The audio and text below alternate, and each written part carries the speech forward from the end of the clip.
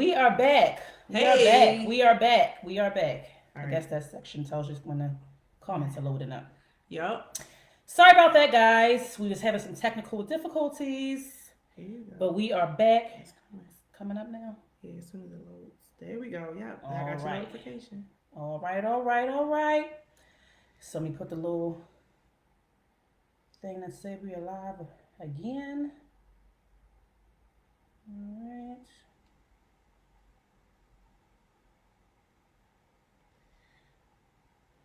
Like and share this, guys, when you come in. I believe that we are live to everybody. Okay, now there we go. That's more like it. Here we are. Hey, y'all. Sorry about that, guys. Having some little issues. So tonight, we're going to go right on in because we are a little late for you guys. Tonight, we're going to talk about purposeful dating. And I have my sis here with me, LaShonda. You want to go ahead and introduce yourself? Hey, everybody. My name is LaShonda Briggs. I don't even know what to say about myself. Saved, sanctified, and filled with the precious That's Holy important. Ghost. That's important. And I'm here with my sis, Lish. We talk offline. Yes. So now we're going to bring our offline talk online to you all. So share this video, like it, go like the We Out page, supporting women encouraging other women. Yay! So yeah, I'm ready to get in this conversation. And I want to just throw this disclaimer out there because my mama told me to do it. And we will follow directions. I am not a relationship guru, okay? Neither am I. Okay, I'm just sharing my little life lessons with you guys, hoping that it can, encourage somebody or, assist you in any way. But I do not know everything, okay? Right. I'm only sharing what I've been through in my little situations. And the subjects will remain anonymous. We're not here to put nobody on Front Street, nothing like that. We're here to just have a conversation with you guys, and that is it. Awesome. So let's get started. All right. So the first thing was purposeful dating. What does that mean to you? Purposeful dating is essentially dating with an intention in mind, right? Mm-hmm. Like we're not out here just shooting the breeze. It should be an opportunity to, in my opinion, my humble opinion, to collect information about the other person, get to know them, understand what you like about them, if you like them or not, and to enjoy each other's company, right? Do different things, experience different things, but purposefully with the intention of, there's set boundaries or expectations on what it is. I think there has to be a dual communication between the two people. So yeah, purposeful dating just means having a reason for why you're dating. Now everybody's out here purposefully dating. So would it be safe to say that purposeful dating is more so for Christians? I don't necessarily want to just say it's just for Christians. I believe as a Christian, you should purposefully date, right? Unless that's just not what you're trying to do. Right. However, I think non-believers as well also could understand or apply the principle or concept of purposeful dating. Okay. That's just my take on it. I mean, and then I guess when you get to a certain age, you just stop doing some of the things that you used to do. Right. And entertain some of the things that you used to entertain when it comes to dating because you're just more purpose and focused on what your purpose is and what you're trying to achieve. Right. So I also do believe that purposeful dating is, like you mentioned before, having an agenda. Pretty much as you get older, like you mentioned before, we don't want to just waste time. You want to, I think with anything in life, you want to be intentional what you do. You don't want to just be out here just dating just to date, you just talking to somebody or dating somebody because you want to go to a restaurant just open up or something like that. At the end of the day, I feel like your time is something you can't get back. You cannot. I mean, how you spend it is so important because you can't get it back. And I think that's, just a moment of transparency. That's something that I look back on in my earlier years, my 20s. And I think, whenever you have a moment of introspection, you start thinking about how did I spend my time? And when it came to dating or relationships, I felt like, God, I spent so much time in my 20s wanting to be in a relationship or wanting to have a significant other or wanting to be, have a companionship or have a relationship. And I was just like, for what? Yeah. Essentially, and I think everything happens for a reason and you learn and you mature and you grow through those experiences. But I was just like, man, if I had to categorize my 20s or a good part of my 20s, it was focused on the wrong thing, and I mean, I was wayward and, all that type of stuff, but it just felt like I could have used my time better earlier on versus being so tunnel vision about what I wanted. And I think that was fueled by expectation that I had of God about my time and what I wanted to happen in my timetable. Yeah. Like I could tell God what to do. You know? So like I was like, okay. And I think it's just something as a child you grow up and you're like, okay, I'm gonna finish school. If this is your desire, go to college, get a good job, get established, and then I want to be married by this age, have these many kids by this time, and then boom, whatever else comes. And I had that concept like, oh, I want to be married by 26, and 26 came and went, child, and I was just like, how am I getting married now? You got a boyfriend, right. And so it wasn't until recent, I think. Allowing God to change my perspective and showing me, not that I didn't know that he wasn't in control, but it was like, will you just trust me with this part of your life? Like, you trust me when it comes to your career. You trust me when it comes to taking care of yourself and your family. You trust me when it comes to your finances. But this relationship dating part, you still got your hands all up in it. And for me, God was saying, I can't do what I want to do in your life. When it comes to a relationship and dating, because you just got your hands on it too much. Like, trust me, let go of control. But isn't that scary though? Well, yes, that's why it took me so long. Yeah, absolutely. Because it's like somebody told me this analogy. It's like when you have a chair.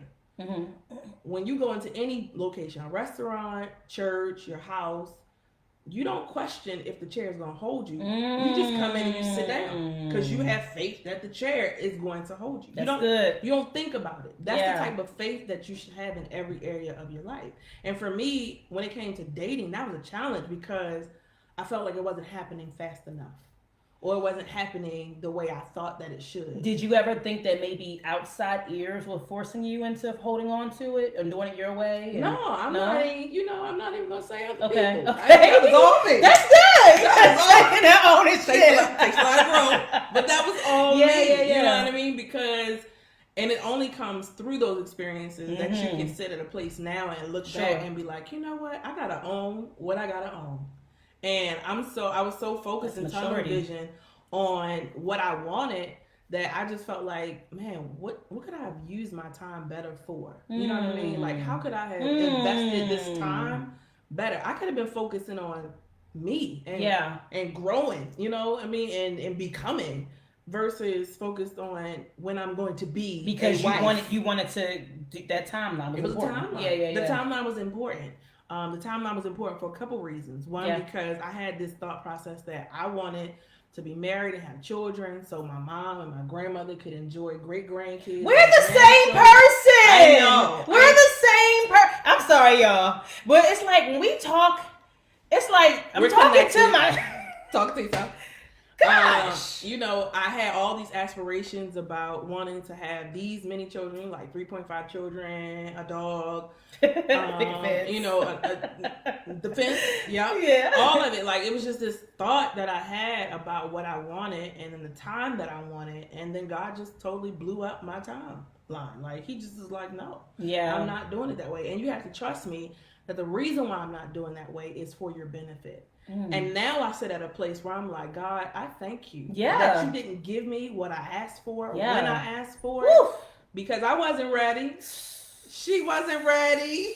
No, like I'm listening. I'm thinking like I wanted to be married. I don't know why I picked 25. I don't know, so random. Girl, 26 was my number. I was like, that's it. I said 25, and I think it mainly because everybody knows my mom's like my mentor. So I think that's around the time she got married or had me, something like that. I don't know. But I just thought 25 was just it. But I'm like 25. I was still childish. What? I was like, I don't even think I even got my eyebrows waxed yet. I was like, I was still a baby. I can't be a wife. At 25, I would have that man would have been like, man, please, release me and let me go, please. Release me and let me go. Okay, like at 26, I mean, there were things that I was focused on. I was focused on God. I was focused on a career because I knew I had to support myself and be able to support my family and my household. But emotionally, I was not prepared. Oh, my mouth was bad at 25. What, girl? I mean, I knew a little Jesus, but you talking to me? Okay, no, like I was not prepared. I was not prepared or ready emotionally at 25, 26 to be in a covenant agreement I didn't even know what that was. Someone else. Right. Like, I'm still like, I was messing up finances. Sis, what are you doing? Like, you out here blowing your money. You barely got a savings account. I was buying every phone that drops. Just, I mean, like, what do you do? So, needless to say, all of that happened to be able to allow me to sit where I am now by the grace of God, to look back on those years and see you could have done things differently, but God still used what you did when you thought you were in control to get you to a place now where you can value and appreciate the growth, the lessons, you know what I mean, the ups, the downs, the patterns and behaviors, all of that. Because if you sit long enough and you ask God to show you, He will. Put your seatbelt on and brace yourself, because what you're gonna see, it might not be what you were expecting, and you might not like it. But at the end of the day, if you're able to sit there and know that God only has good intentions for me. He only wants what's best for me. And His word says that all things are going to work out for my good. That's right. Even these messed ups, these falls, these ups, these downs, all of it is going to work for my good. Then I can be appreciative of the value of those lessons versus feeling like it made me bitter. And I'm just so like disappointed in myself, disappointed in my choice. Girl, let me tell you, we ain't got enough time.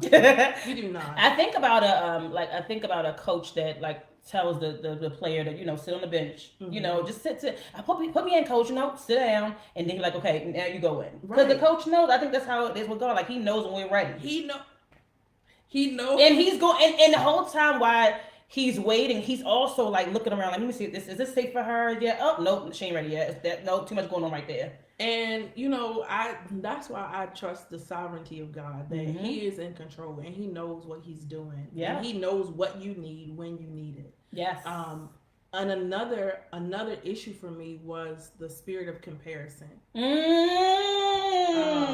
don't got enough time. I thought you ain't got enough time. Wow. But the spirit of comparison, because I was always looking at where I was and where I wanted to be, and compared it to where somebody else was. And I was like, but God, you did that for them and they don't even want it. First of all, it was a comparison and a judgmental spirit, which both are wrong. Me too. Both are wrong. Let's be honest, right? That's true. I'm like, God, I be in church every Sunday, every Wednesday. I'm there on Saturdays because I'm doing all these things. Right. I'm serving you. I'm paying my tithes. I'm going to work. You know, I'm living holy the best I can, you know, and I'm like, would you want to let them get married and have a husband? Like, what is up with that? Like, what makes me, and this is something that God had to deliver me from, because I used to ask God, what makes me not good enough? Like, what is it about me that doesn't make me good enough? Yeah. Like, as if good had anything to do with it.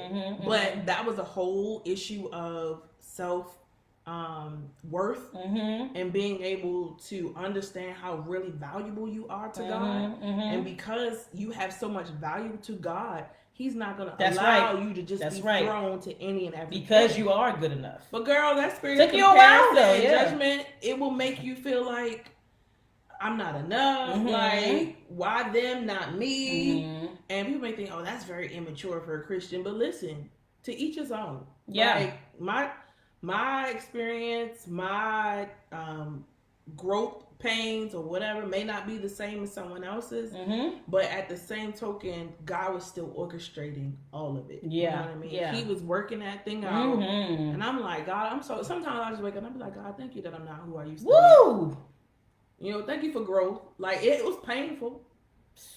It was painful, but some of it was self-induced pain. Yeah.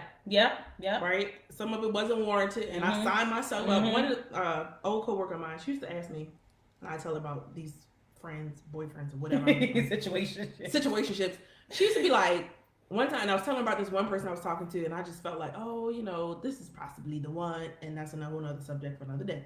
But she told me, she said, you're a glutton for pain.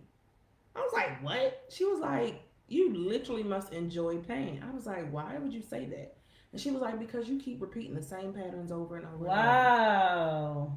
This is your coworker. Yeah. Well, we were close enough that she could say that to me, but I didn't receive it because I felt like that's not me. You know, like that doesn't fit my profile, my personality. Like, no, I'm just being a support. I'm just being caring. I'm just being, you know, what I think a girlfriend should be. And she was like, no, you're a glutton for pain.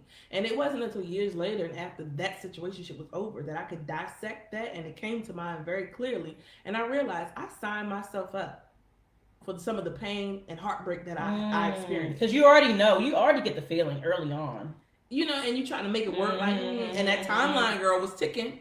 I was close to my 30s or just about to approach my 30s. And I felt like, you know, I gotta grab hold of what I can get. Like, the devil is a whole liar. Yes. The devil is a whole liar. Like, no, you don't have to feel like God don't got options. Like, we're talking about God. Yeah. The maker of heaven and earth. Right. Like, he clearly formed and fashioned all of us. What makes you think that God does not have someone already somewhere that is formed and fashioned to connect and be with you as companion, partner? That's right. You know what I mean? Life partner. Like, we're talking about God. Like, God doesn't have any limitations. So your little finite mind feeling like, oh, it ain't no fish in the sea. Like, what? God made the sea and he made the fish. Like, what are we talking about? So, girl, God just been blowing up my little perspectives, my timelines. It just been. I had to throw mine away. I think for me, and transparency moment for myself is that I was looking at my siblings. They're all married and have children. I think it's except one, but all of my siblings have children. Yeah. So imagine going to like family functions. And you're the only one. You know what I mean? I adore, everybody knows I adore my niece and nephew. Love them like they're my own kids. Yeah. However, like, when I'm driving home from the family outing by myself. You by yourself, sis. What? You know what I mean? But those times I literally had to say it out loud, Alicia. We're going to have a good day. We're going to go to this family function. We're going to enjoy ourselves. We're going to hug and kiss on the kids. Eat good. We're going to go home and we're going to have a good evening. Because if I didn't do that, I literally would cry on the way home. Isn't that crazy? Because I was just like, and I used to say, what is wrong with me? Like, what am I doing wrong? Like, am I doing too nice? Am I too caring? Like, what is going on? And, you know, thank God for my family. They would like try to, you know, encourage me, bring, come on over here. Come. And I'm like, I don't want to feel like the third wheel. I don't want to just be coming hanging around because y'all know. Exactly. But it's like they didn't want me to feel that way. But I still felt that way. And it wasn't until I had to, and I think that God wants, I mean, he already knows, but I think he wants us to have like a serious conversation with him. Like, just be transparent. And I was like, God, I'm tired. Thanks. I just can't, I'm over it. I'm over it. It's getting to be too much. And I had to pray for that strength. And this was as of last Thanksgiving. So this ain't like years ago. Yeah. I had to pray for that last Thanksgiving. And that's so real. And I think I had some couple of transparent moments that I shared. But I think one of the things that I had to realize is that God can handle how I feel. No matter what I feel. So if I'm frustrated, if I'm disappointed, if I'm like, I can't take it no more, I don't want to be in this, like, God can deal with how you feel. Now, don't stay there. Yeah. But he can deal with how you feel. And when I tell you, like, being able to verbalize and feel comfortable verbalizing and trusting God, and it sounds weird in a certain dynamic, like trusting God with your raw emotions, that is so liberating because it's like you bottle that up and you hold on to it because you feel like, where do I let this out? Like, who do I? And it's not like you're not trying to dishonor God. You're not trying to discredit all that he's done and how wonderful he is in your life. But it's just like, God, I'm frustrated. I'm tired of being the only one. I don't have an emergency contact on my information at work because, you know, my supervisor just asked me. I'm like, it's the same, sis. Girl, like, trying to be funny. Man, you could have called me. You're gonna be on the floor talking my business out here. It hit me so hard, especially after my mom passed. Yeah, I'm like, yo, I don't even like. Who do I put as emergency contact? Like, I mean, not that I didn't have anybody, but whoever I had, it was, you know, like my family. But I was like, this is where a husband should be. You know what I mean? Like, when I'm filling out a life insurance policy and I'm picking a beneficiary, that should be my children's name. Right. You know what I mean? And those are all areas that the enemy could have played on to make me feel like it ain't gonna happen for you. I had a whole breakdown last year taking the trash out because my bag bust. I was like, because I was like, I should be taking the trash. I shouldn't be shoveling the sidewalk. That's just how I felt, and I had a real moment. It's real. Yeah, it's real. And when you're able to have those real moments, and then what I tell myself is what's fact and what's feeling. And in those moments, I'm operating in complete feelings, right? Because I'm feeling frustrated, I'm feeling annoyed, I'm upset, I'm angry that things didn't happen, and like legit, all those feelings. But then when I get back to the fact of the matter, is God is still God. Yep. He's still in control. He knows the desires of my heart. The Bible tells me that if I ask it and it's in His will, He's going to give it to me. He's going to give me the desires of my heart. Right? Like, so if I make sure that I center back at what is fact over what is feeling, it brings me back to a place where I'm like, okay, God, you got this. You know what I mean? But I get it completely. Like, and then living alone, right? Living by myself, living alone. I'm like, when stuff happened in this house, yo, this would be a great time to have a significant other, a companion, a husband, right? But at the same time, I'm like, well, God gave me what I needed until He comes, right, to be able to handle what I need to handle, right? So if something happened with the car, I need to get an oil change. If Jiffy Lube ain't available, call my dad. You know what I mean? Like, if something happened in the house and I can't figure it out, I know somebody who knows somebody who knows somebody to get it fixed. Right. You know, and just make it happen for the season that you're in, because seasons change. Right. You know what I mean? Seasons change. And I'm excited about my seasons. I haven't always been excited about my seasons, trust me. But, you know, I think being able to value and appreciate all that God does to get us to become who He wants us to be will change the perspective on how you go through and transition through your seasons, essentially. Yeah, girl. But it was all necessary. Necessary. Accountability. Am I saying it right? Yeah. So how do we go about finding accountability partners? And what is an accountability partner? So, I believe an accountability partner is someone who is a trusted individual that will ensure that you stay true to what's important. Stay true to what's important. And will challenge you to do so. And I believe how you find an accountability partner is, one, first you pray and seek God for one, because God is able to judge the motives and intents of hearts. We aren't. And so, whereas you may think someone could be a suitable accountability partner or someone that you can confide in, that might not be who you need for this season of your life. And so I would, my first thing is praying and asking God to give you one, someone that you trust. And it may be somebody within your immediate circle, maybe in your family, maybe your close friend, or maybe a coworker, maybe anybody, whoever God designs to use. But it also has to be somebody that is not swayed by how you feel and how you react. Because if an accountability partner, can't tell you like it is, right, when they need to, then that's probably something that somebody that's not gonna stroke your ego. Yeah, or like tickle your ears with what you want to hear. Because I think accountability is important. Yeah, definitely. With accountability, to me, says covering, right? In other terms, accountability, it means that you answer to someone. Yeah. And at the end of the day, we're all accountable to God. And it's interesting that you brought up accountability because I was watching Pastor T.D. Jakes, and he did a Bible study lesson about accountability. And the truth, and he started about in the book of Genesis, where you had Adam and you had the woman in the garden. And Adam was with the woman when the woman was deceived, but Adam was the one who had the command. And then when Adam partake of the fruit, that's when all of man fell, right?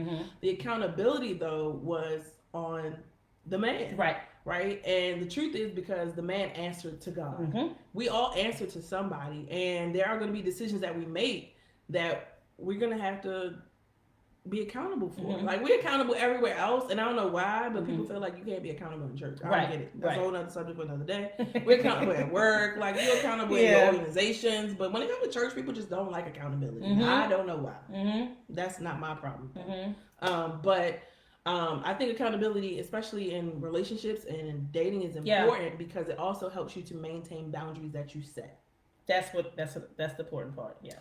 You gotta maintain them, right? Otherwise, you be out here slipping, dipping, and tripping, and you be like, "What happened? Right? And how did I get here? Right? Well, you could have benefited possibly from some accountability. People that you trust. It could be two people. It could be one person. It could be different people. It could be somebody that you have as accountability partners within your relationship that the two of you share, or it could be on each side. It doesn't matter. However you get it, get it. Because I feel like it's important. Right. Because I just ask that because I know that sometimes in this world we live in now, everybody wants to, I guess I understand why they want to keep things kind of to themselves, kind of hidden. They don't want everybody to know. But I still do think that you need somebody, absolutely, to hold you accountable. And here's the thing: I don't necessarily disagree with selective sharing. Sure, I like that. I don't want to call it secrets because I agree with selective sharing. I gotta write that down. I agree with selective sharing. Yeah, right.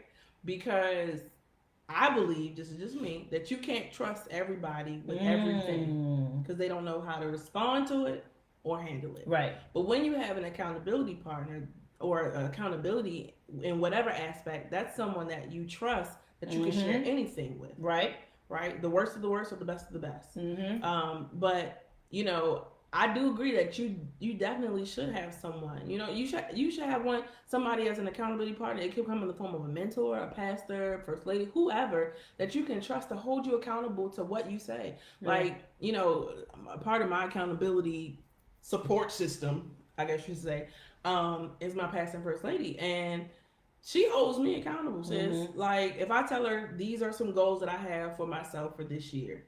She'll ask me at the end of the year, so can I get an update? I'd be like, hey, yo, yeah, about that. No, but it's just a measure to hold you to what you say you're going to do. That's it. And so I think it's important. I don't know. What y'all think in the comments? Like, y'all going to talk back to us? They just watching us. But I think about that even when you at work, we have those, I forgot what it's called. It's like even in the middle of I can't think of the correct thing. Like you have those meetings with your supervisor, like in the middle of the year. Yeah, I can't think performance review. Yes, thank you. I had a brain fart. But they meet with you to see how everything's going. Are you struggling in any area? How can we help you? Whatever. So that's accountability right there. It is. And I know even from my supervisor, every month now, because of we're now working from home, she has a one-on-one meeting. Yep. And then we have a big meeting together, a Zoom meeting, and we all talk about, is there anything you want us to know? How's it going? Absolutely. I mean, it's important, and accountability works with communication. Like if you're open and you set expectations for what you desire out of an accountability partner or a couple or whatever, then that's what they will hold you to. Right. And it's only going to make you better. It's only going to enhance your life, right? And hold you to what you say you're going to do. So I believe in it. I mean, and y'all can type in what y'all agree. We got 5 here. Grace. Hey y'all out there. I don't even know who's tuning in. We have Pastor Shannon Edwards in here. Wonderful. I don't know who else. I can't see names. Who else in there? I know they gotta say something. Don't leave because we asked you to say something. You can stay and not. You're welcome. Anything. You're welcome to come in and share this. Share it. Why don't you? It's going to get even better. I mean, it's been good already, but. Courting versus dating, and now I put this on my list only because this can be kind of like mixed up at sometimes. Like people can kind of blend it together. Yeah. So I want to know what your take is on courting versus dating. I mean, my view is they're two very different things. I know. In my view, two very different things. I think dating. What is dating though? Like, what is that? Data collection. Okay. Figuring out. So that means you can go on 5 dates that week. That's dating. If that's the type of stamina you have, feel free. Right. So dating, I mean, it's an opportunity to connect with individuals, to collect information, to figure out, do I like them? What are their interests? What do they like to do? Do these things align with what I have a desire for? Do I enjoy my time with them? Is this somebody that I want to hang out with? You know what I mean? Like, it's that opportunity just to weeding out process. Or even, weeding out, essentially. Or just figuring out, is it somebody that should just be friend zoned? You know what I mean? Like, it's just an opportunity. And if you feel like you got it, and you can, probably not in quarantine times, but before quarantine time, if you want to go out on a date with a different person every day, to each his own. That's not my style, because I ain't got that much energy. Neither do I have the capacity to remember all these people's names, because that's to me. I will forget and call somebody by the wrong. I did that one time. It was very embarrassing. Don't worry. We're not going to share that story. But I did. I was like, oh, you're not. Oh, my bad. Right. But dating is just opportunity. It's like you interview. You get to know a stranger, pretty much, right? Courting, on the other hand, I believe takes place after a series of dating. Okay, so you say after. In my view, right? In my view. Now, it could happen otherwise, sure, right? Like, because I think the reason, and this is how I define courting. Courting is dating with the intention of marriage, right? If you start that way, right, then that's what it is, right? But if you out here, and also courting to me equals a level of commitment and exclusivity, right?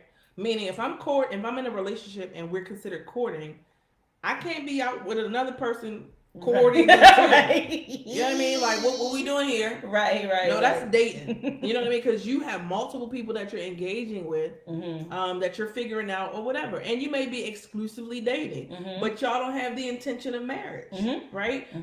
That's fine. But when it's dating with the intention of marriage, I call that courting. Okay. Because at this point, you both are aligned that the end goal is marriage, right? So that means all the dates that we go on, the activities that we share, the conversations that we have, who we engage in our relationship, right? And like, you don't go on dates and introduce every date to your family. Right. At least I would hope not. Some people do. Okay, teachers on. Like, this is a judgment-free zone. Whatever you do, let it be what you do. Be great. Right. But I wouldn't see myself. I don't see myself dating multiple people and bringing every person that I date to a family function or introducing and saying, so and so, this is so and so. Right. You know, I would say this is my date. I'm not gonna be like, this is my boyfriend, because this ain't. Like, we didn't put that title. Right. But courting is an intention of, engaging in a different way where the intention is marriage. So that's my take on it. What's your take, sis? I think that it's also, like you said, mentioned earlier, on purpose. Dating with purpose. I don't know. For me, I think as I got older, like I said before, maturity. As you get older, what are you doing? Right. Like, I'm not gonna I'll be out here just talking to different people just to have something to do, or have a date on a Friday night. First of all, like I said, I do value my time, and I don't feel like sharing my story with everybody over and over again. It's like an interview process. Exactly. Which favorite color? God, here's my paperwork. Here you go. Come back when you done read my paperwork. I brought a list. Here you go. Right. I mean, and then, like, it's personal stuff. Like, you don't want to sit there and be telling people about, where you grew up, where you lived at, your favorite. It's just too much stuff. So, I believe that like you said, courting is when we both have came together and realized, hey, we're dating, we're in this together to lead to marriage. First off, this is exclusive, meaning we ain't dating nobody else. So that a conversation has to be had then, because you can't go around assuming in this season. What? You better not assume, because you're in a relationship by yourself. That's what I'm saying. So you got to have a conversation. And like, the other person will take all the benefits of a relationship, but not give it the title. And then you look back and you be like, my God on high. So we weren't in a relationship? Okay. What did you call this? So when did you have that conversation? You know what? That's a good question, and I don't know that there's a right or wrong answer. I feel like when you take my time, like when it's just always us together, we're on the phone together, we're spending so much time together. Literally, I have no time to date anybody else because I'm with you. Here's the thing: I think the conversation should happen. The when, I think, is dependent upon whatever is going on between that relationship. Okay. Right? Because that conversation could happen in the first 2 dates, or it can happen in the first 2 months of dating, right? It's based on the other individual setting their expectations of what is this? What do we want this to be? And then either you find out you agree or you disagree. Now, if you disagree, sis, get out. Like, don't stay. If it ain't what you... And I think that's something that that's good. I'm going to speak from my experience. I'm not going to speak in general. I think that's something that I had to learn is that if it doesn't line up with my desire, go ahead and let that go. Don't try to date potential. Yeah. Dating potential and seeing potential in someone that you're dating, I think is two different things. And it sounds the same, but I think it's different. Wow. And this is why, right? Because you could be dating somebody and you know that it's not lining up with what you want. You talk, you had conversations, and it's like y'all on different pages, but because you see something. Yeah. I see that's something. a PRP worker. I just keep it real. Listen. Because I see something in them, I'll hang around a little while longer. Yeah. Or then you start thinking that you like God. And so you be like, maybe if I can just influence them to, or maybe if I can have them do this, or maybe I should tell them about this. If I'll buy them this and see if they'll put this on and that'll dress them up. Or, you know what I mean? Like just different things that you start going through to try to make what you see and the potential that you see in them work and fit to what you desire. And you know, from jump, it's not connecting. Well, sis, some people may say everybody not perfect. Oh, trust me. And that's right. But even the person that you see with potential don't mean that that's the person that you need to be with. Okay. You know what I mean? Like, let's just put a disclaimer. Nobody's perfect. Sure. Everybody got flaws. Everybody got something that they're working on. At least they should be. And if the person thinks that they don't got no flaws, probably somebody else that you probably shouldn't be dating. But whatever. So, and I dated somebody like that. But anyway, but the whole concept is essentially if you're with someone and you're dating them, rather, let's put it that way. If you're dating someone and you all are aligned on the concrete things, right? Okay. With an acknowledgement that here's the things that I'm working on. Okay. So that's when honesty comes in. Transparency. Yeah. Vulnerability, honesty to say this is where I would like to be at this time. This is where I am right now. But the honesty comes with is you don't hold somebody hostage for not accepting you where you are, right? If you realize I'm not where I should be right now. Release me and let me go. I'm not where I should be right now. And my expectation is not that you have to stick around and hang with me until I get there. And it's not a bad thing. I think that's a choice. That's being adult. A choice, yeah. Right? That's a choice. And so when you acknowledge, okay, look, I'm not where I want to be right now. These are the things I'm working on. It's up to you. And I'm speaking from a female. Yeah. The male speaking to a female. It's up to you to be able to decide if you still want to stick around or we want to continue dating. Sure. That's maturity, right? Instead of saying, oh, well, you know, I don't even know. We might even be unequally yoked, but I could see him getting saved. Yeah. Evangelism. What, child? I'm just ministering. What? You better minister yourself somewhere else. Like it's so here. Dating, courting, you know, two different things in my book. That's just to me. And courting is dating with the intention and purpose of marriage. Right. Dating is you just collecting and interviewing, going through that whole process of figuring out who people are, and people will show you what they want you to see. Representative. Oh God. So how do you know? Well, yeah. When do you know when it's real? The person? Yeah. I think you gotta hang around. Because some people are good actors. Oscar, Academy Award winner. You know, I'm just. Here's the thing. I think it is being observant. Practicing discernment. That's it. Right?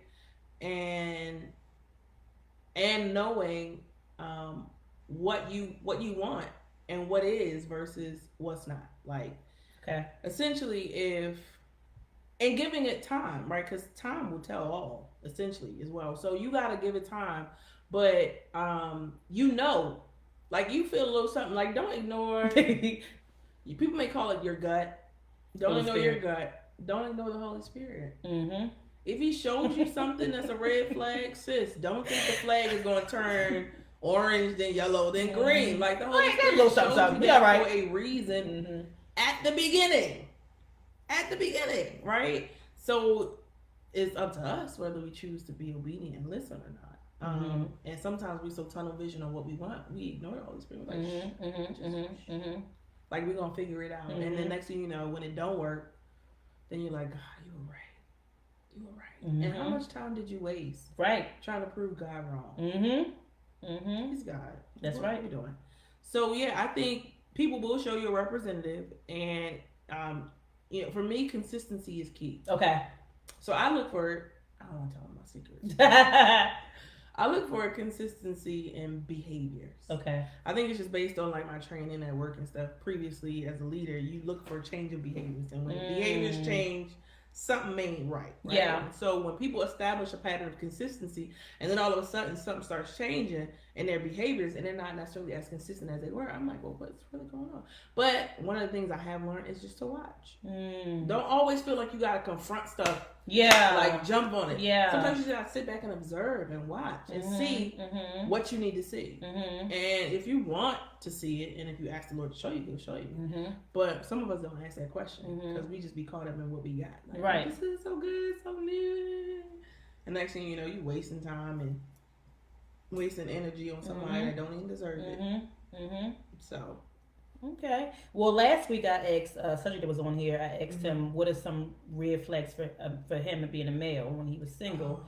Did you have any red flags that you want to share with the viewers here? Ooh. Or that red flags that we just all should pay attention to? Not just you personally, but just. So I think one of the red flags is like a change in behavior. Okay. Like, and that could be in different ways, right? Now, you have to ensure what is a behavior and what's not. Yeah. Right? Like, if somebody don't answer your call on the first ring when they normally always do, that might not necessarily be a behavioral change. Yeah. Sure, that might not be a red flag. I knew it! They could really be busy. Could be something going on, right? You know what I mean?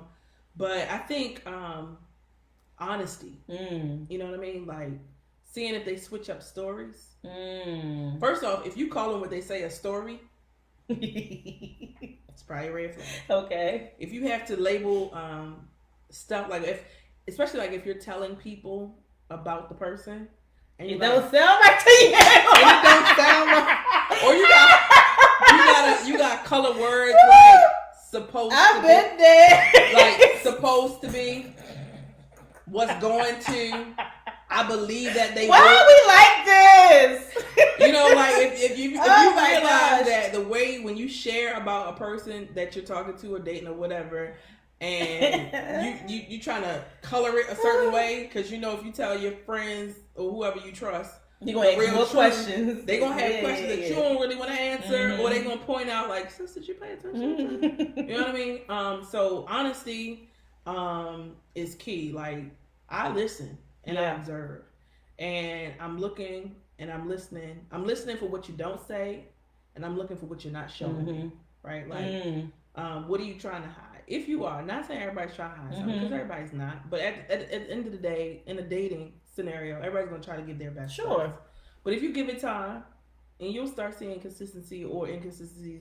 Inconsistency is something that you can label based on whatever your experience is. But red flags, controlling. Like what though? In what way? Like, every move you make, they gotta know. Like, they're like, are you watching? Where was you at? What was you doing? Yeah. Wait a minute, I was just breathing. I was in the bathroom. Like things like those things that make you feel uncomfortable. Yeah, you know what I mean. Like those, not like adoration and like I was thinking about you and concern more so. Yeah, like, and it may come colored like that.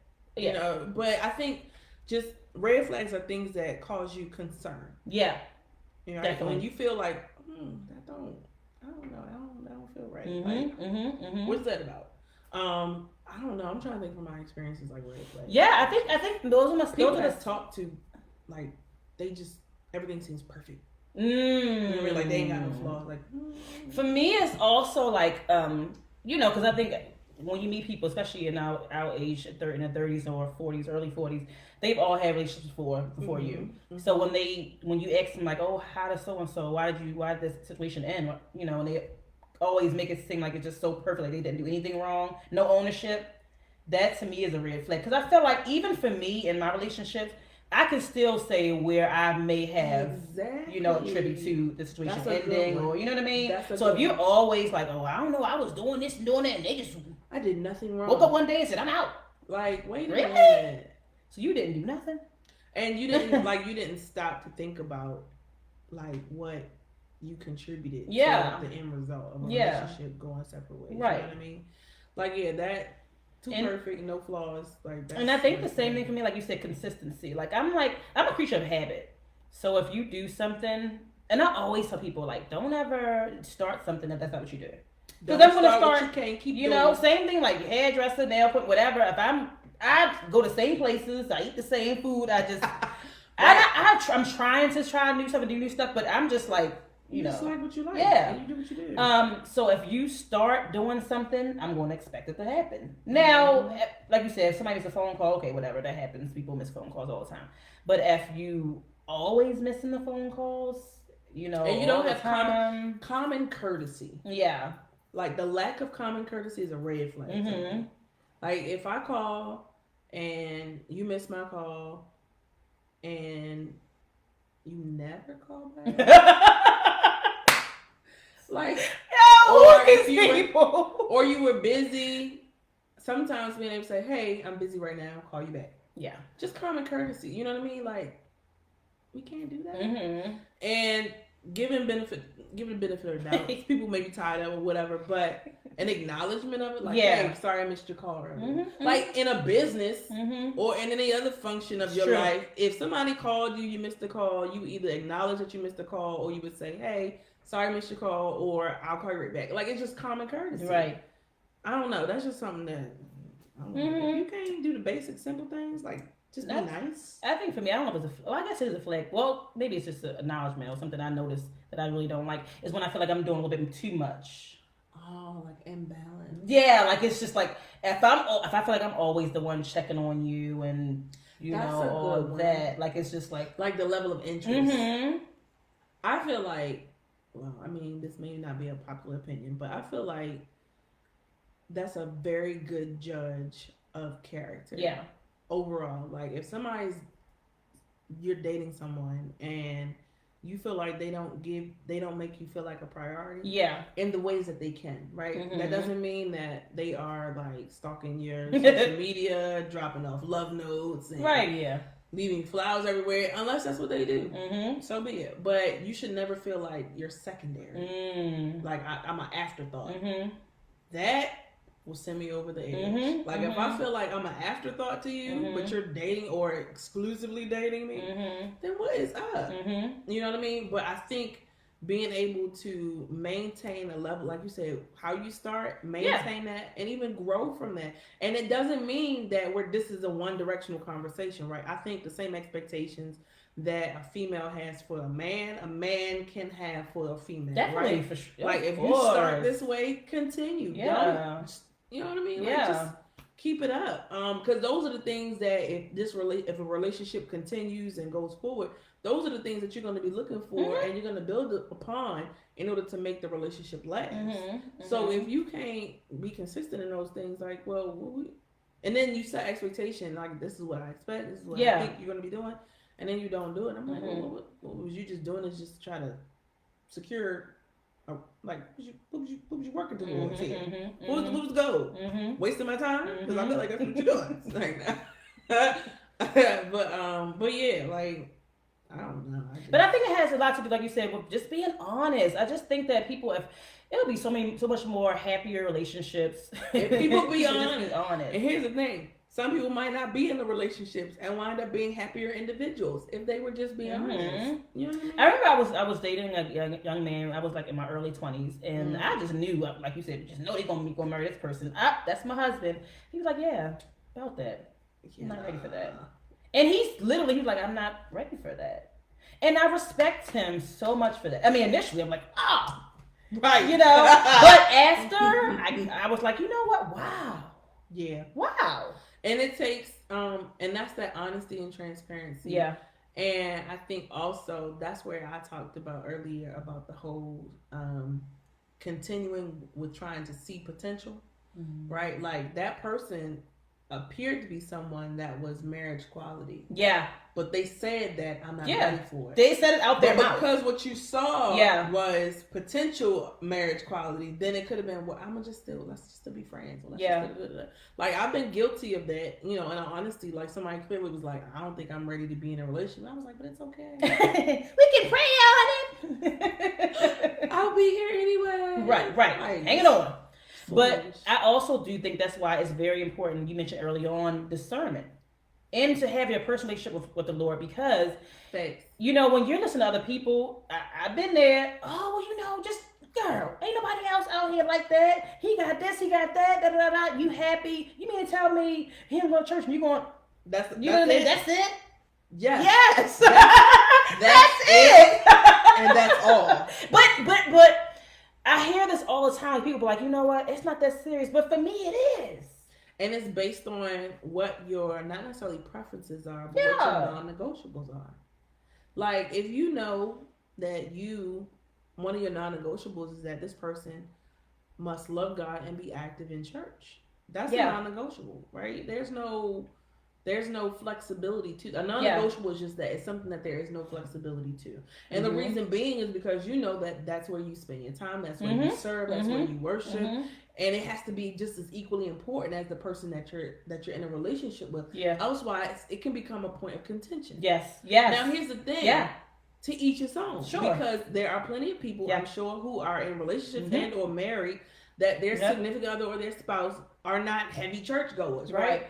And it works for them. And that's fine, right? Because that's their expectation of what they have in their relationship. But if what you desire is to be in a relationship with somebody who is just actively engaged with church and with serving God as you are, then that's a non-negotiable. And that's something that I want, because I'm telling you, I've tried it before, like, you know, dating somebody and they come and, you know, but it's like once they get in there, it's like you can tell that's not what they really want to be, and they're just here for you. And that does not work. Somebody was like, I'll start going to Bible study for you. I was like, first off, the problem is you're doing it for me. You should be doing it for your soul. You know what I mean? Like, I've been that too. And it's like you want to, like that was not cute. You want to, it's just, like I said, for me, my personal, you know, opinion, I don't want to do that anymore. And I think I should be okay with deciding that. And not can be, you know, because people make you feel like, what? That's fine. And that's them. Because that's what works for them. But one thing we were sharing earlier is you get to choose. You know what I mean? Like, God has given us all the ability to choose. And so what you decide is what you desire. That's what you ask God for. And you hold him to it and expect him to deliver what you asked him for. Right? And if it don't line up with what you asked him for, then sis, that might not be it. And if it's not, that's okay. He's God enough. He can pull, if he could feed thousands with 2 fish and 5 loaves of bread, trust me, he could manifest a man somewhere that has everything that you desire. That's easy for him. But it's not even hard. Like, nothing's hard for him, but that's nothing. Like, it's a blink of an eye. And we can get caught in that mind trap of feeling like our desires are too much. Or we have to make caveats to settle for what's here versus what we really desire, because we feel like, oh, this must be the best. It sounds so crazy to say it, but this is really what we're saying. Oh, this must be the best God can do. Like, what? I've been there. And you know what I mean? It's... And I think it goes back to, like you said, about the courting, dating with purpose. Because for me, I'm looking at somebody that's going to potentially lead my household, help me raise my children, the father of my children. So absolutely. I don't want to have somebody that we already starting off not on the same page spiritually.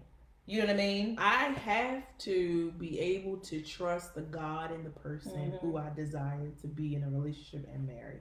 Because if I can't trust the God in you, that means I'm going to question every decision you make. And at the end of the day, if something should go wrong, I can't go back to God and be like, God, you said, or you sent him, right? Like, because at the end of the day, if I'm not able to trust the Spirit of God that's in that person, then that means that's probably somebody I shouldn't be connected to, right? I have to be comfortable, and just because this is just how I guess I look at myself, is that I'm a pretty strong-willed, independent type person.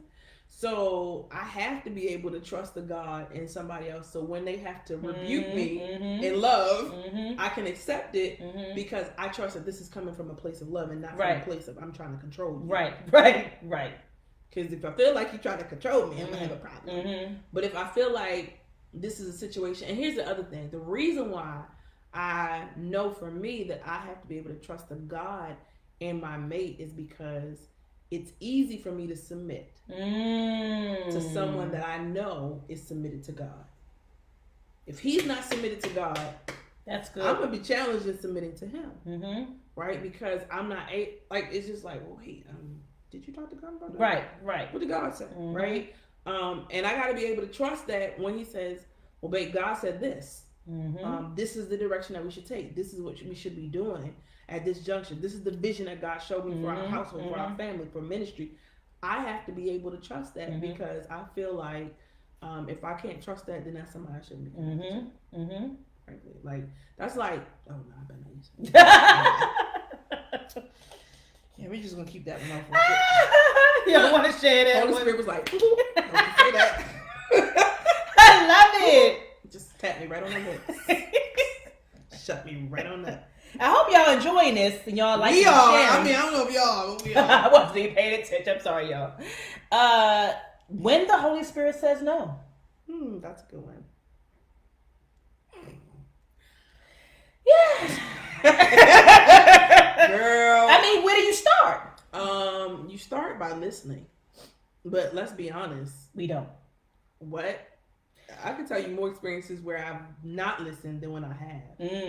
Right? And that falls into all those other things we talked about, like staying connected with people who aren't aligned to what your vision or purpose is or what you're desiring for your life. Trying to be connected to people that show you potential, but it's not where it needs to be at this juncture, right? And you're connecting with individuals who are promising to become or be or do these things for you, and it's not about you. You know what I mean? And so the Holy Spirit is wise. He's all knowing, and he's our leader, he's our helper, paraclete, he's our helper, he's our teacher. We have to be obedient to listen. And when we don't, we cost ourselves so much time. You know what I mean? I don't believe that the lesson doesn't have value, but I also believe that the time you can't get back. Yeah. And so choosing not to listen to the Holy Spirit, it's like not listening to the warning light. You know what I mean? Like it's you literally walking the fire. He's there for a reason. He's there to help you, to keep you from falling, to keep you from danger, to keep you out of situations, in situationships, and our lack of obedience to his voice and his leading and his guiding, well, typically, at least in my experience, never really led to anything substantial where I could be like, well, Holy Spirit, you were wrong. I was right. Like, that's never happened. That's never happened. And I just think we would benefit. I mean, and the thing is, that goes back to the point I was telling you, like how, your faith is maybe strong in certain areas of your life, but it's like in certain things you shaky on trusting God, which is weird. And if the Holy Spirit speaks about, say for example, your faith is strong in finances, so the Holy Spirit speaks to you and leads you to sow a seed, without question, sowing my seed because I expect a return. Open up the windows of heaven, and you listen, right? But then the Holy Spirit, you struggling with your faith in relationships because you just want your timeline and you want God to do things in your time. And when you connect with somebody and he gives you this uneasy feeling, or he shows you something, or he tells you something, or he uses somebody else to tell you something, and you be like, but I don't see that, no. And you keep going, you wind up in a situation where you're like, man, I should have listened. You know what I mean? I should have just been obedient and listened to the Holy Spirit, because I could have once again saved myself heartbreak, saved myself frustration, saved myself from being in situations. I mean, who knows the gamut of things that you can run into for not listening to the Holy Spirit. I've done enough of it, and it never really wound up working out for my favor, at least not yet until now. But I was just like, I should have probably listened. I think for me, you literally won't have peace. What? You better say that. I'm talking about waking up 3, 4 in the morning. Girl! Okay. And you can't. It's literally like you I'm so extra, but I got shut. I was just like like a dream, like yes. Okay, you want to talk about restlessness, spiritual unrest. Yeah. Those of us who are saved. I don't know about unbelievers. I don't know what you call it, but spiritual unrest for a believer who has the Holy Spirit is something that you want to eradicate immediately. Yes. Because you're like, what's causing this in my life and how do I get rid of it? Mm-hmm. And it goes deeper than just not being able to sleep at night, but it's just like you're in internal turmoil. Yeah. Throughout the entire day. You know when it's like you just feel it. You're like, what is this heaviness? What is this weight? What am I feeling? Why do I feel this way? And sometimes it could be connected to a decision. It could be connected to people. It could be connected to any. But that's the way of the Holy Spirit getting your attention about what you need to do. And let me tell you, that loss of peace. I value my peace so much in this season of my life. I've never even realized how much I value peace. But it is a blessing to be able to walk into my house and feel peace. Yeah. And I fight for my peace because I don't want to disturb. Because for me, peace equals the presence of God. Yeah. So when I can come into an environment and I feel peace, I know God's presence is there. But when I come into an environment or something has disturbed my peace, that means the presence of God has been disturbed and I need to figure out what's caused it and to get it back. Because I don't want anything to separate that. Right. You know what I mean? And so, yeah, like that's a good one. That is. And then the spiritual unrest has and knock you off your guard because, like, okay, for me, like I said, I'm a creature of habit. So for me, when I was not listening to the Holy Spirit in a situation, I found myself not spending time with Him. Like I'm walking in church, got an attitude. I don't feel like it's just I literally my whole mood just shifted until I fixed it. And when I fixed it and addressed it, the next boom. I slept like a baby that night. What? Like a log. Just I remember I woke up the next day and I was like, what is wrong? You start questioning something like, did I love that person really? Or was I playing around? Because you just have this peace over you and you just like you're like a new day. Like, and here's the other thing. Just as much as spiritual unrest challenges you and forces you to make a decision or do something different to figure out what's wrong, God's peace about something has the same magnitude to rest on you to make you certain about whatever it is. You know what I mean? Like, and I needed that. I don't like forfeiting God's peace. Yeah. You know what I mean? Like, just that assurance and that calm that this is what I'm supposed to be doing. This is where I'm supposed to be. This is who I'm supposed to be connected to. This is what, you know what I mean? And that's the assurance that lets me know I'm on the right path, right? I may not have reached my destination, but I'm on the right path. But spiritual unrest says you're on a path that's leading you somewhere where you don't want to be, and you better fix it and change it because if you don't, it's going to cost you greatly. You know what I mean? And spiritual unrest, I couldn't always explain it, but it has caused me to make decisions because I'm like, I got to figure out what this is. And I start becoming introspective and I'm like, what has changed? What did I do? What have I done? What have I participated in? What have I connected myself with that has introduced this spiritual unrest that God's trying to get my attention about whatever it is. And whatever it is that He shows me, I'm like, all right, now you got a choice. You want to not sleep at night? You want to feel in turmoil, or do you want to go ahead and fix this? Oh, okay, God, I'm going to go ahead and fix this. Let me just go ahead and take care of this. Take care of it. And it's not always, obviously, in situations of spiritual unrest, it's not always what you want. Right? Because you're like, oh, God. But there's no, for me, when spiritual unrest lays in my in my spirit, there's no negotiating. Okay. Like, I'm just like, all right, I gotta fix this. Like, something's not right. I gotta fix it, and whatever it is, and it may be something that I don't agree with in the moment, and I may be asking God later, like, God, was you sure? But, so you never found yourself trying to bargain with God, like, girl, yeah, I'd be trying to bargain, but that don't work. It don't work. And I've acted more on feeling that turmoil and unrest and fixing it, and then afterwards be like, God, was that really you though? Even though I done felt the peace again, like this peace comes back, but I'm just like, God, was that really you? Like, did I just no? But I thought, well, maybe we can. And I've tried to negotiate and bargain with God on a few things, but I realized God is sovereign, Mm-hmm. and that goes back to that point of trusting Him. Mm-hmm. You know what I mean? And when I decide to say, you know what, okay, God, I'm gonna just let go of my will, and I put my hand in yours, Mm-hmm. right? I trust you. Mm-hmm. Then He's able to show me why He did what He did, and sometimes He don't show me, but either way, my trust is now becoming blind faith. Like I trust you regardless of what the outcome is, Mm-hmm. and it's just so much better. Yeah, it's just so much better. I mean, I would encourage you guys, to really tap in to the Holy Spirit. And, when you're feeling a certain way and you feeling, that in the camera. you can't. Oh, I'm sorry. I'm talking up to that. It's to myself. Like you half in, half out. Really, just pay attention to it. I'm telling you right now, it's not not something you want to do. You don't want to be out here, feeling like you can't move forward. You just, like LaShonda was saying, you can't rest at night. You're living your life in turmoil. You don't want to do that. Nope. So I hope that you guys took what we said on tonight, wrote some things down, shared it, and liked it. We had some people come in and come out. But I hope you guys got something. And for those that catch the replay, if you have questions, you can inbox us, write your comments on this live so we can see it. And I hope this video was good for you guys on tonight. Yeah, it was good talking with you. Yes, we can do this. We can talk offline all time, so all day, all night long. But thank you guys for joining us, and we will see you all next week. I guess next week.